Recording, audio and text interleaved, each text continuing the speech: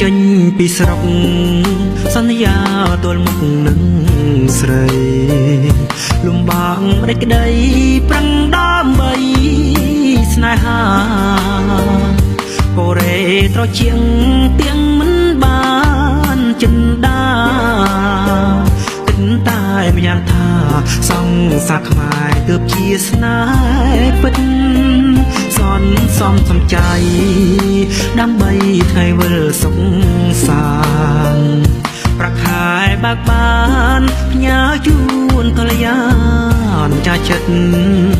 សង្ឃឹមអូនថែប្រខែដែលខំដោយចិត្តមិនស្មានវមិតចិញ្ចឹមស្នេហ៍ស្និទ្ធអូនថ្មីលឺញៀនខលប្រាប់មិនស្ដាប់ពាក្យគេចេញពីកូរ៉េរីរេរកថ្លៃដល់ទួននឹងផ្នែកយំយ៉ាច់ទៅបែ